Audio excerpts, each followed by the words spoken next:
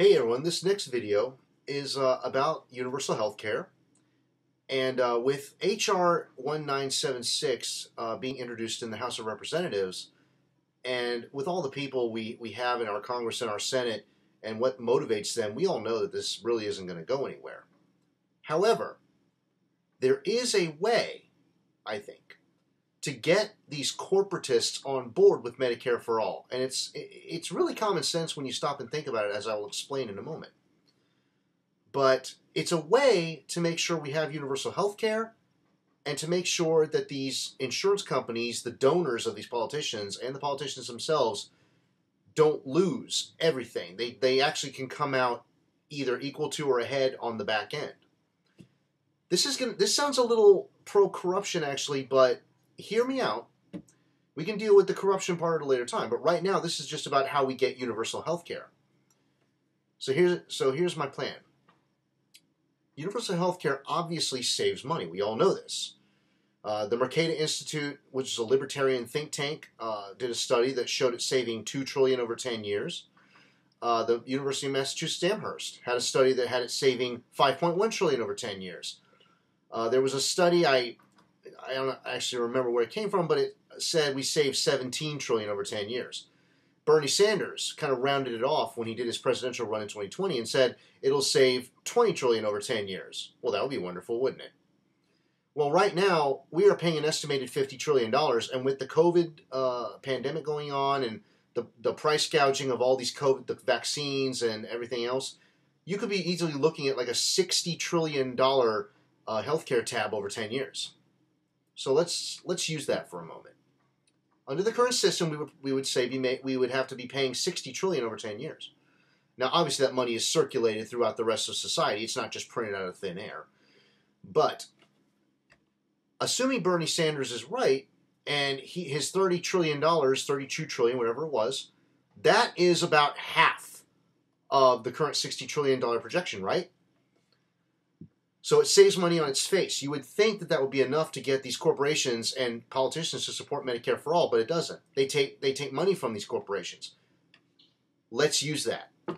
Now we have to start by asking the question, how do we get a group of capitalists to support a piece of legislation that is fundamentally anti-capitalist? That's actually a pretty good question, right? But seeing as how part of this deal is they save money, that's already an incentive. But what do capitalists value other than saving money? Making money.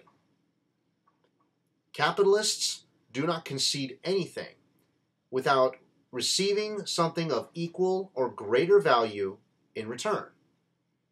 It's much like power doesn't concede anything without a demand. Capitalists do not concede anything without the guarantee of equal or greater reward. So here's my plan. You take the insurance companies. They would obviously lose out on health care. That would be fully nationalized. Pharma too. But you could help these insurance companies by saying, okay, we're going to give you the tax breaks, deductions, maybe even just some subsidies on the beginning to get you started, but those will ease out over time. But and you'll only receive them if you go in this direction. You're going to have to expand into, let's use Blue Cross Blue Shield, for example. They could be expanded into car insurance, life insurance, boat insurance, homeowners insurance, rental insurance. I already said life insurance? I think I did. Travel insurance. You know, when COVID's over, a lot of people are going to want to get out of the house and go somewhere. You know, so travel insurance, good thing to get in touch with the airlines. Maybe help get them back on their feet too. They could even go in the direction of sort of like supplementary consumer protections and warranties. You know, anybody who's purchased a major piece of equipment, a computer, a car, a drill, you know, anything like that, they usually come with warranties, right? Some do, some don't. But the insurance industry could start getting into that. You know, if you wanted to, whatever major purchase you got, if it didn't cover everything you wanted, you could go to your insurance company and go, I'd like to register this item here to get it covered. Cool. That's a way to do it, right?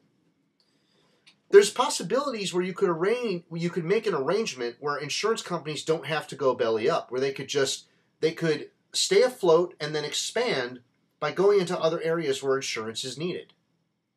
And the politicians doing them that favor on top of, as far as like other insurance companies that don't deal with healthcare, they still have to offer health benefits, some of them, and this would get a monkey off their back. Take my company, Home Depot. I actually made a case to some people in the past and recently today that Home Depot's PAC should be pushing for universal health care because it would be a huge financial burden lifted off their shoulders.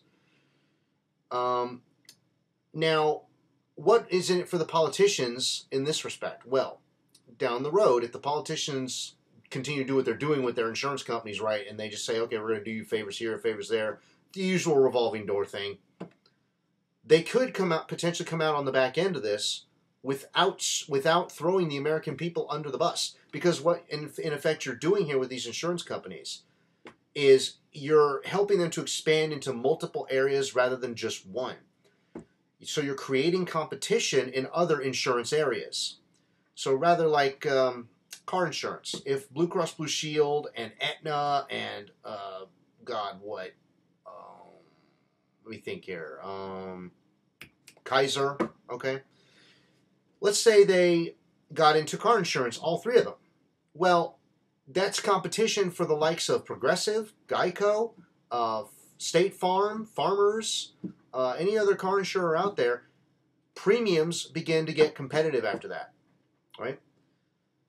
And more people are going to start shopping around for insurance because they're saving money on health care, because now it's free at the point of service, and they're saving money through no premiums, no deductibles, no copays, so they can afford a few more things, right? There you go. That helps to expand profits in the future. Politicians doing that favor, they could see more generous donations as time goes by, so they come out ahead on the back end. That's one way you could get these guys on board, to show them how both they and their donors can come out ahead on the back end by nationalizing healthcare. And actually, all their donors would come out on the back end, even like the military-industrial complex and all the other big money donors, even the billionaires, because the premiums would go away. It would just be tax-funded, and everyone's a winner here, right? So that's my idea about that. Maybe it comes out that way, maybe it doesn't. Right now, I'm trying to find ways to get universal health care because we're in the middle of a pandemic and we need it. There's no more beating around the bush. You can't debate whether or not the private insurance system is better. Universal health care, single-payer system, saves money, saves lives, period, end of story. It's already been proven a million times over. And the idea that healthcare has to be for-profit in order to function properly is just bogus. It's just nonsense. And as I stated on my latest video, really this is all about profits, just profits, boosting the stock price so they can just say, hey, look how much money we got. No, that's unacceptable when it comes to something like healthcare. Because what you are in effect doing by privatizing healthcare is you're putting everybody's life in the hands of healthcare profiteers. They determine whether or not you get to live or die. That's not right. By that logic, you no longer have a constitutional right to your own life. The healthcare profiteers do. They determine, I decree you live because you can pay. I decree you die because you're poor. That's what we have now. Now, to be fair, I mean, they do have to provide you the health care by law, but you get stuck with a bill you'll never be able to pay off. And you could go bankrupt and lose everything. And that's not right either. That's just as bad. So anyway, that's my strategy for getting some of these corporatists on board. If you can craft it properly, it might work to the point where you'll get just enough of them on board. And, hopefully an idea like that can get out here, and maybe it would work before it's too late, but, at this late date, I doubt it. But for a later time, maybe we can introduce an idea like this just to get things moving along and get universal health care for everybody as we should have had all along.